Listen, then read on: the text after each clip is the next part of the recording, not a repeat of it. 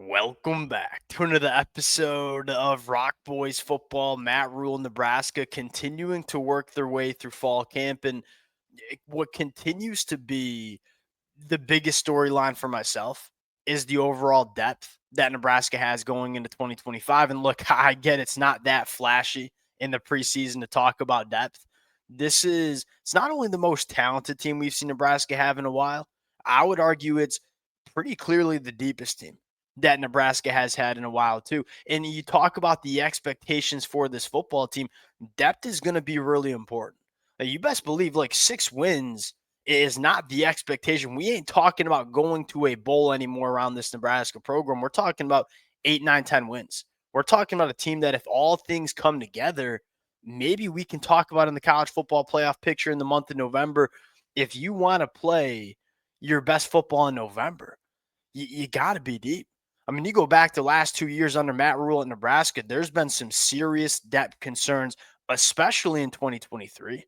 But I would say you saw some of those concerns in 2024 as well. Back into 2024, Nebraska had to play some guys woefully out of position in the secondary because they didn't have enough guys they trusted.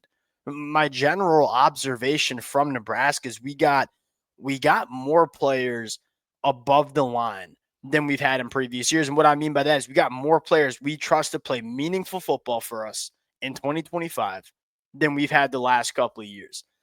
That's not to say that there aren't certain positions that we have depth concerns about. I think most notably running back, maybe the interior defensive line as well.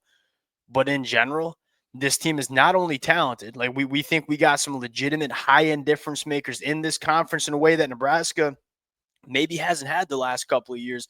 Just as importantly, I think we got some real depth to this football team as well, which matters when you're talking about a team that you want to see go 9-3 or 10-2. That's my biggest takeaway. Now, we got some position battles that are heating up. We got some freshmen that are emerging as well that I think could be really big storylines for Nebraska. Before we get into it, as always, to the Nebraska fans, appreciate you guys.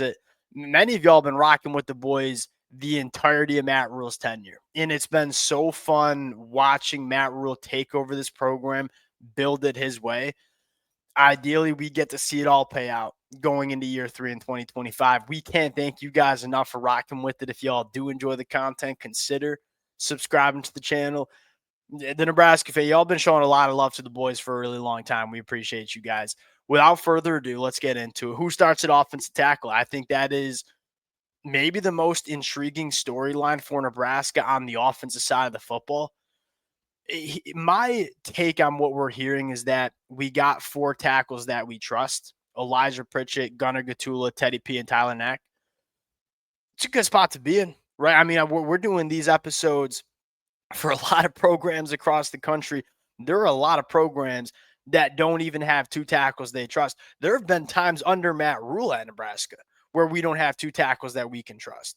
And it sounds like Nebraska is going to be entering in 2025 with 4 guys they trust at the offensive tackle spot. That's freaking big. And now we got to have cream rise to the top and say, hey, who are the guys that are going to be the starting tackles for Nebraska?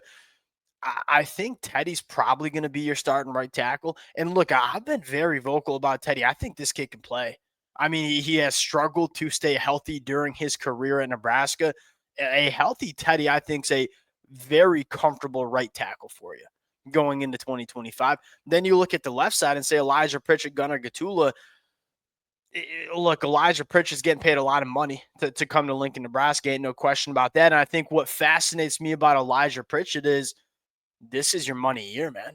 I mean, you look at Elijah Pritchett and say, if it all comes together for Elijah Pritchett, you're talking about a top 50 NFL draft pick. Ain't no question about it. This kid built in a laboratory to play tackle not only in the Big Ten, but also in the NFL. Now, the thing with Elijah Pritchett is it's been woefully inconsistent, or you haven't really seen consistent good play from him. And that's something you don't want to monkey around with when you're starting at left tackle. You need consistency. Has he found that coming to Nebraska? Because if he hasn't, I got a lot of confidence in what we saw from Gunnar Gatula, who probably had to play earlier than Nebraska would have wanted him to play in 2024. But I thought he performed very, very well. And if he takes a step going into year 3 of his career, You could be looking at a really good left tackle in Gunnar Gatula. I'll say this, Matt Rhule is not going to just blindly start Elijah Pritchett just because he's getting paid a little bit more money. We'll see how that position battle shakes out. Again, the general take for me is it sounds like we have 4 guys that we can trust. Now, is it 4 guys that we can trust, or is it just we haven't had a guy come out and win the job? That's the cynical way of looking at it. The way I look at it is, look, I know Gunnar Gatula can play. Elijah Pritchett, I know what he's capable of doing. I know Teddy P can play when he's healthy. And so I think you know a lot. I think you have some blind trust that the tackle position should be pretty good for Nebraska. And then I look at the interior offensive line and say that is rock solid. To me, this is one of the bigger storylines for Nebraska, because I look at it and say the passing attack should be really, really good. We've heard all the right things from Dillon going into year 2. We know we have legitimate difference makers on the outside, whether it's Dane Key, whether it's Isaiah Hunter, whether it's Ja'Cory Barney, whether it's a couple of the young cats who seem to be emerging, and we know we have an offensive coordinator that can dial it up. I mean, I look at the passing attack and say it should be really good if we can keep Dillon clean in the pocket. The other thing is, hey, how well are we running the football? Do we have guys that can move bodies off the line of scrimmage? That was one of the reasons I was fired up about Elijah Pritchett coming to Lincoln. I think he can move bodies off the line of scrimmage. I think the engine of this football team will be throwing the football, because I think you got one of the better quarterbacks in the conference, along with one of the better wide receiver rooms in the conference, which, hey, can we give a quick golf clap to Matt Rhule? 24 months ago, if we were talking about Nebraska having one of the best passing attacks in this conference, you would have said I'm out of my damn mind. I think that's where we sit going into 2025, but we got to give, some sort of run game to lean on so we can work a little play action, slow down the pass rush, and we got to hold up in pass protection. If we can do those 2 things, this should be a very, very explosive offense. And now I'm kind of rambling, going a little off-road, but listening to some of the press conferences, Dana Holgorsen said something that stood out to me. It's like, if we can do the simple stuff well and be a really efficient offense, it's not about scheming up the explosive plays. We just think we have explosive difference makers. So if we can be an offense that goes out and executes, the explosive plays are going to come. We don't have to worry about scheming up the explosive plays, because we have a guy like Dane Key who is phenomenal working vertically down the field. Because we have a guy like Ja'Cory Barney, who sounds like he's taken a step, is one of the most dynamic yards after the catch pass catchers, not only in the conference, but in the country. If we can go out and be efficient, we don't have to worry about scheming up explosive plays, because we have guys that can manufacture explosive plays on offense. Yeah, I think we're in a good spot. I think we're in a really good spot on the offensive side of the football. My big question, what's really held me back from really buying stock in Nebraska going into 2025, and that is the middle of the defensive line.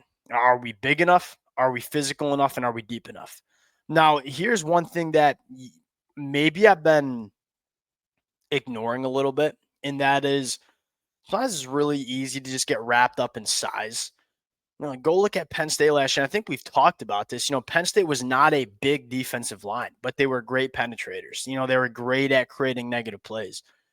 Maybe that's a little bit more of the style of defensive line play that we're going to see from Nebraska. I mean, you've heard phenomenal things about Keona Davis, and he might be the most important singular player on the defensive, maybe on this roster as a whole on the defense side of the football. Like, can he be the difference maker that we're kind of hearing in fall camp? Going to have to play a lot, because I think you have some concerns about what's behind a guy like Keona Davis. Riley Van Poppel, Elijah Judy. I think you're hearing good things about both of them. I think you've heard some good things about true freshman Cade Petrick from North Dakota, a little bit of a smaller defensive lineman, dude as strong as an ox. Cam Lenhart, we know, can play. Williams Winery is a monster question mark, but we know the potential that he has. Look, is this defensive line going to be the best unit in the Big Ten? Probably not. Can it be solid? Can it not be a liability? Because that would be my concern if I'm a Nebraska fan is, look, we think we have an offense that can score a lot of points. if our defense can't stop the run and get off the football field, it's really hard to win football games in the Big Ten, and it doesn't really allow your offense to go take control of football games. Can we be good enough stopping the run? Is probably the biggest question mark, because I look at it and say, I think it should be hard to throw. I don't see a ton of teams on Nebraska's schedule that are going to be throwing it all around the yard on Nebraska. So we got to make sure we're stopping the run. The last thing I'll say is I think you got a lot of versatility in the back end. And I think it might start with your linebackers. When you talk about the jack linebacker spot and the off ball backer spot, you got some guys that can fit the run between the tackle box. I'm talking about a guy like Marquise Watson Trent. And you got some guys that can absolutely rip off the edge. Sam McCullough, Willis McGahee. I think Vincent Shavers can provide a lot of juice in the pass rush. You got guys that can play in space as well. You're hearing some good things about true freshman Dawson Merritt and what he can be in Nebraska's front seven. I think you got a lot of different guys that thrive in different scenarios. That matters in the Big Ten, because you look at your Big Ten schedule and say, hey, one week you might be going on the road to Kinnick Stadium and trying to, play a team that wants to run 2 tight end sets and run the football at you. And the next week you might be going on the road to the Coliseum and playing USC. And you got to play speed and space. Having versatility at that second level is becoming very, very, this ain't the Big Ten West anymore, right? You're going to see teams like Oregon. You're going to see teams like USC. You got to make sure you have speed and space too. I think Nebraska has that. I think they got a lot of versatility. I think this defense can take a lot of different forms based on what offense they play. That intrigues me as well. It's the defensive line. Yeah, I don't mean to oversimplify the conversation for Nebraska, but to me, that seems to be the most important conversation. If we can be solid up front and stop the run, it doesn't have to be dominant, but it has to be good enough. This team should win a lot of football games, and they got a schedule. They got a schedule that they can really capitalize on. I'm a Michigan fan. Michigan goes on the road to Lincoln. Look, right now, is Michigan the favorite on paper? Yeah, probably. As a Michigan fan, I ain't looking forward to my freshman quarterback going on the road and starting his second road game in Lincoln, Nebraska. The schedule shapes up really well for Nebraska, at least the way I look at it. And I think they got the team to capitalize. Look, if we're talking about a college football playoff team, the ball will have to bounce the right way. But I think they've put themselves in a position, along with the schedule, to do some real damage, especially if this defensive line comes together. We'll close it out there. Appreciate you guys rocking with it. Again, to the Nebraska fans, we can't thank you guys. It's been a blast talking this football team, and we hope all the conversations we've had about Matt Rhule for the last 24 months, let's go pay that sucker off in 2025. Appreciate you guys. We'll talk to y'all later. Peace.